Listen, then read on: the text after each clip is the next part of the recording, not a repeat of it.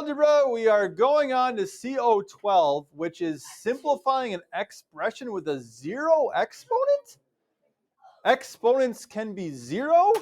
Let's take a look here. So the thing about math is that it's especially when it was kind of first being discovered, it was constantly evolving. Tristan, turn around, please. And you know, there's always that kid in the back of the class that's like, what if this? What if that? And so when exponents were first being discovered, first being used, first being taught, that kid in the back of the class raised his hand and goes, what if the exponent's zero? And whenever a teacher doesn't know the answer to the question, what do they say? We'll cover it tomorrow, right? And so the teacher said, we'll cover it tomorrow. And then immediately when got home at night, called all teacher friends and say, hey, what do we do when the exponent's zero? I don't know. What do we do? So they had to talk about it. And they came up with what happens when the exponent is zero. And we're going to look at this a couple different ways, because whenever there's a new rule or a new situation, you have to kind of relate it to previous examples, okay? And so we're going to go back to, before we fill in the rule here, we're going to go back to looking at the property of division. Okay, yeah? We're one thing at a time. One thing at a time. Let's talk about zeros first, okay? So we know with division, right, that anything divided by itself equals, whoa, I heard itself, I heard zero. Anything divided by itself equals 1. Okay, anything divided by itself equals 1. 8 divided by 8 is 1. Negative 10 divided by negative 10 is 1. X divided by x is 1. Anything divided by itself is 1. So let's look at something like n cubed and divide n cubed by itself. Okay, n cubed divided by n cubed. What does n cubed divided by n cubed equal? Equals 1, because it's something divided by itself. Okay, so we know this. That's already been an established property you've worked with before. Anything divided by itself is 1. Yesterday, we learned about what happens when you divide by the same base. And so if we take that same expression, that n cubed over n cubed, and we use yesterday's rule, think about this now. Think about it. Okay, coefficients, simplified, exponent subtracted, base stays the same. Yesterday's rule, what would n cubed divided by n cubed equal? All right, Caitlin. N to the power of 0, right? We have no coefficients, so we don't worry about that. Exponent subtracted gives us 0, and our base stays the same, right? So we get n to the 0. Now, you may have heard about this property before. You'll learn about it extensively in geometry next year, but it's called the transitive property. And the transitive property says that if A equals B and B equals C, what's the relationship between A and C? They both equal B, and they're equal to each other is the more important thing, right?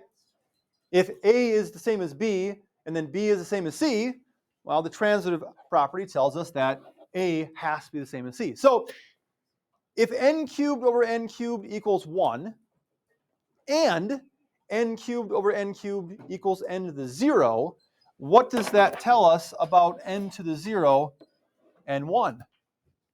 Eli, they have to be the same. N to the 0 equals 1. Okay? And the beauty of using a variable here is that n can be anything, right? Which means that anything that we plug into this situation will always work out to be the same. And so the rule for a 0 power is that, this is the rule in a nutshell here, any base to the 0 power is 1. Any base to the 0 power is 1. And the key word in this particular definition is the word base. Okay, students go into tests very confident with this rule because it is the easiest, but it's also the easiest to mess up. Because whenever you see a 0 power, it doesn't automatically mean your answer is 1.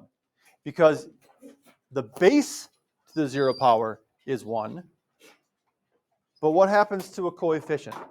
Let's say that we have the expression 10 n to the 0. We've got a 0 power,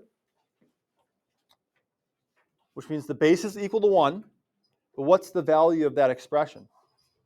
Andrea, it's going to be 10, right? Because this part equals 1, yes. And 10 times 1 equals 10. So what happens to the coefficient? Stays the same. This is the one rule where the base changes, and the coefficient is what stays the same. That's the trap here, right? It's the easiest rule in a sense, but it's also the easiest to mess up because you got that little difference there. And the base becomes 1. And in a nutshell, the rule, any base to 0 power is 1. Colin. So technically, with any expression, could you just cross out the base that has the 0? Yeah, so you know how in decimals, if you've got the decimal, we'll say 1.5, we could, if we wanted to, just add zeros to this forever and not change the value of it, right? If you have an expression like x cubed y to the 6th, you could, if you wanted to, add some b's in there and some c's and e to the 0 and we already have a y and g to the 0 and r to the 0. You could add variables or bases with zeros as powers forever and not change the value, because every time that you do this, you're just multiplying it times 1, times 1, times 1, times 1, times 1, which doesn't change the value of it, right? So what he's asking is, if you've got something like this, could you just kind of go cancel happy and just eliminate all of these? Yes, you can, okay, because they don't mean anything. They don't change the value of it, okay? But you would still be, the whole thing wouldn't equal 1 because you do have that x cubed and y to the 6th there also, okay? Other questions on this? Yeah? What would 0 to the 0 be? 0 to the 0. There's a debate whether that equals 1 or whether it equals 0, because 0 to the power of anything is 0, because you're multiplying 0 times itself any number of times, right? 0 times anything will be 0. But following the rule of to the 0 power, the base has to equal 1. So we'll cover that tomorrow. Colin. For that one? Why? So what Colin, I think where you're heading with this now, is going back to our dividing, or our property of division, or dividing by the same base rule here.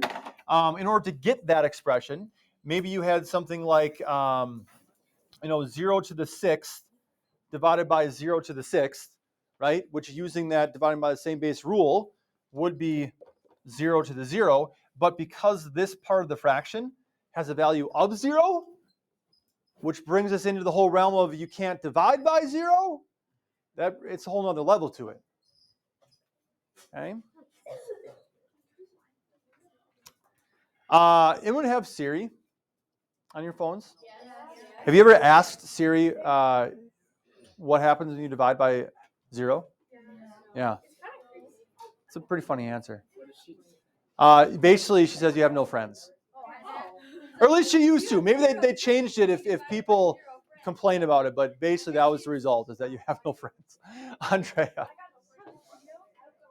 Oh, folks, I can't hear Andrea. Quiet, please. Yes, if you divide by 0, the answer is undefined, which brings us to this conundrum here, right? Because following our 0 power rule, this should equal 1, but 0 times anything is 0, so it should equal 0, but you can't divide by 0, so it should be undefined. Yeah. Okay, looking down at the homework here, simplify each expression. Any of these you want to go over? Not all of them. We don't have time for that. Sam. Let's do the second one in the second row. Second one's second row. A cubed, b to the fourth, c to the 0, d squared, e to the 0. So for this one here, we want to simplify it. A simplified expression does not have any powers of 0. So c to the 0, e to the 0, both of those just equal 1. So we essentially have a cubed times b to the fourth times 1 times d squared times 1. Well, multiplying by 1 doesn't change anything, so we don't even need to write it in there. And so we would get a cubed b to the fourth d squared as our final answer. Colin's suggestion earlier, can you just cancel them out? Yes, you can. Okay, they don't need to be in the expression anyway. Okay, Nathan. Can you write next to it? Huh? The one right next to it, to the right? Negative t to the 0? Yeah. Ah, negative t to the 0. What do you think? I think it's 1. Caitlin. 1. Sam says 1. I think it's negative. Colin. Negative 1. Every base is 1.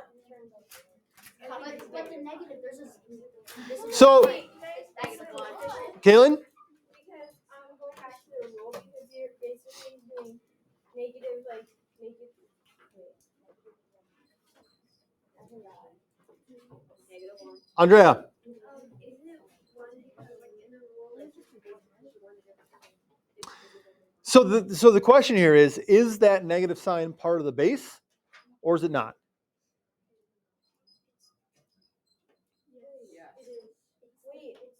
What's the coefficient to that t?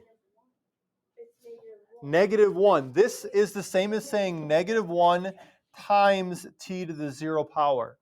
Negative signs are only part of the base if parentheses are present, right? Otherwise, that negative sign is part of a negative 1 that's a coefficient. Therefore, this is equal to 1, and you get negative 1 times 1, which equals negative 1 as an answer. Okay? That negative sign is part of the coefficient, negative 1, which is invisible, but it's there. Negative signs are only part of a base when there are parentheses. So, Nathan, if we had negative t in parentheses to the 0 power, that would be positive 1. Because now that negative sign is part of the base, the parentheses make it so. Without parentheses, it's a coefficient of negative 1, and so it needs to be there. Like I said, easiest rule, but also easiest to mess up. Izzy. How do you do the second one on that? This one? Okay, so this one ties together previous rules. What would we do here? Paul? Well, first, let's simplify our numerator. What would our numerator simplify to be, Paul? X to the 14th. And we don't have any y's to combine in the numerator, right? We're just in the numerator now, okay? So x to the 14th, y to the 5th. In the denominator, we have x to the 14th, y cubed. Where do we go from here? Nathan. Basically, with the x to the 14th and then the other x to the 14th, you just take them both out because it just equals 1. Right. And then you're just left with y divided. Anything divided by itself equals 1, so we can cancel everything out. 14 minus 14 equals 0. X to the 0 equals 1, cancels it out, right? Either way, all of our x's are gone. And then what would we do with the y to the 5th over y cubed, Maddie? Yep, so do we have y squared in the numerator or y squared in the denominator? The numerator, because that's where we have more y's to start with, right? That's where we have more y's to start with. Okay, Eli. Do you need to show your work? I mean,